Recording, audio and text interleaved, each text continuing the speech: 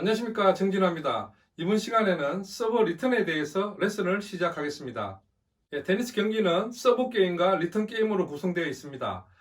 우리가 이제 서브 게임을 지키는 것도 중요하지만은 서브를 잘 받아서 다시 되돌려 보내는 연습을 해야지만이 여러분들이 상대방 서브 게임을 브레이크할 수 있습니다.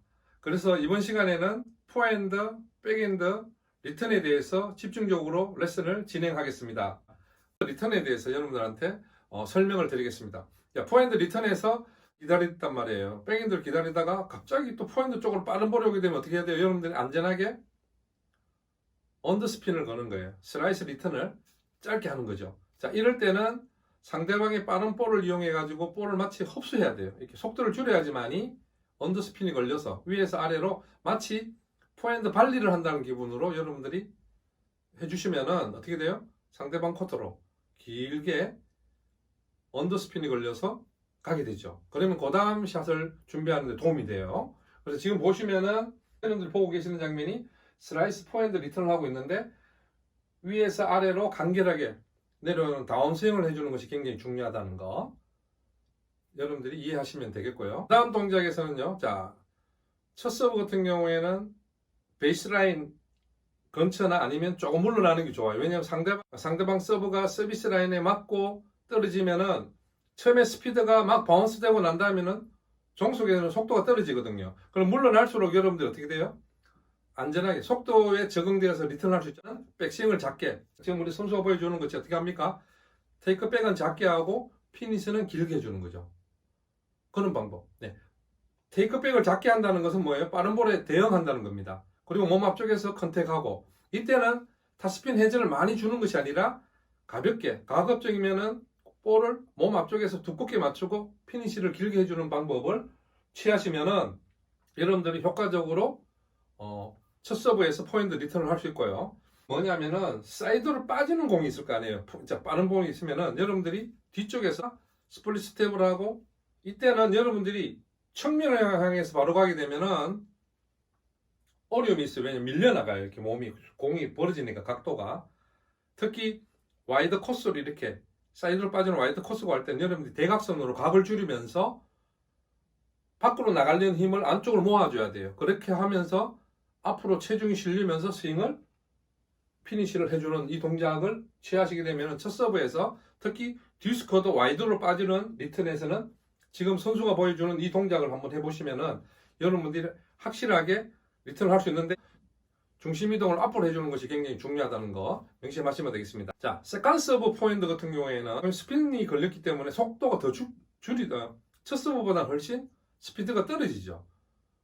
그래서 여러분들이 충분히 베이스라인 안쪽에 들어와 가지고 공격을 할 수 있어요. 위에서. 또 가급적이면 작게 하고 높은 타점에서 스트로크를 하고 대시해 가지고 발리를 할 수도 있고 아니면은 높은 타점에 먼저 여러분들이 공격을 하는 거예요. 상대방 코트 깊숙이 보내고 다시 이제 여러분들 스트로크로 여러분들이 주도적으로 스트로크 플레이를 할 수 있는 그런 방법인데 이때도 마찬가지죠. 이럴 때는 베이스라인 안쪽에 들어와 가지고 높은 타점에서 피니시를 크게 해주는 거, 피니시를 확실히 해주는 동작으로 여러분들이 작으면서 몸 앞쪽에서 임팩이 되고 높은 타점에서 볼을 가급적이면 위에서 아래로 내리치는 동작을 해주시는 것이 좋아요. 다음은 이제 백핸드 리턴이에요.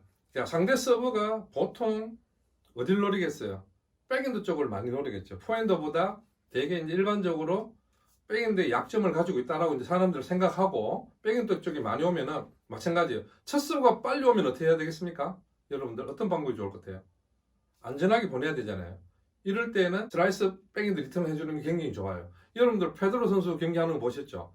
굉장히 첫 서브에 대해서 확률 테니스예요. 빠르게 오는 첫 서브를 슬라이스 백핸드로 상대방 베이스라인 깊숙이 보내고 난 다음에 센터로 와가지고 준비해서 자기가 스트로크 플레이를 펼치잖아요. 일단 안전하게 보내야 되기 때문에 백핸드, 특히 백핸드에서 슬라이스 백핸드 리턴을 여러분들이 반드시 구사할 줄 아셔야 돼요. 높은 백핸드 발리를 한다고 생각하셔야 돼요. 백핸드 발리하는 정도의 스윙을 위에서 아래로 이렇게 다운스윙 해주시면은 여러분들이 충분히 백핸드 리턴을 할 수 있고 백핸드에서 여러분들이 첫 서브에서 좀 더 공격적으로 하고 싶으면 여러분들이 플랫하게 라켓면을 두껍게 맞추고 앞으로 좀 더 컨택 해주는 정도 스윙을 해주시면 또 효과적일 수 있고, 세컨 서브 같은 경우에는 포핸드 리턴과 마찬가지로 베이스라인 안쪽에 들어가면 여러분들이 충분히 높은 위치에서 리턴을 할 수 있으니까, 지금 우리가 이제 선수가 보여주는 것처럼 베이스라인에서 앞쪽으로 들어오면서 스플릿 스텝하고 테이크백 준비를 미리 했죠. 그리고 난 다음에